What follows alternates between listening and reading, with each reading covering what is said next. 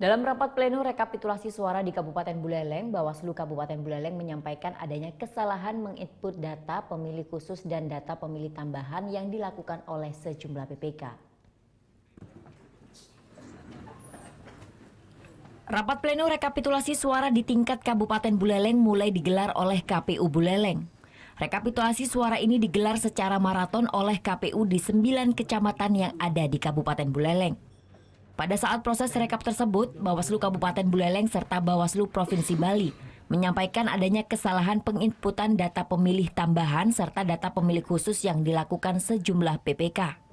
Harapan kami pada saat nanti pleno di KPU Provinsi tidak lagi ada hal-hal atau perubahan-perubahan yang signifikan sebelum ditetapkannya di KPU Provinsi.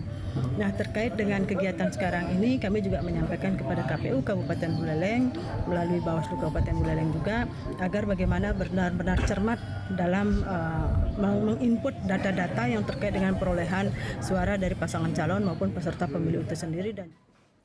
Bawaslu Provinsi Bali meminta KPU agar lebih cermat dan bekerja sesuai dengan aturan, sehingga proses rekapitulasi ini berjalan aman dan lancar. Yang rekapitulasi pada saat rekap di kecamatan, kita kembali sinkronkan dengan Bawaslu dan para saksi di tingkat kabupaten.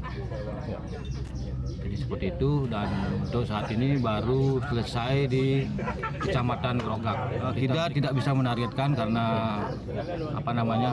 prosesnya berjalan dengan transparan tanpa ada, artinya semua berjalan dengan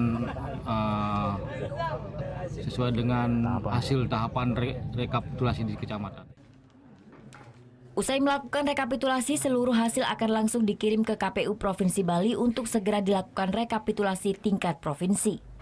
Proses rekapitulasi ini pun dijaga ketat aparat kepolisian Polres Buleleng dan dibantu 1 peleton Brimob Polda Bali. Putu Wijana melaporkan untuk NET.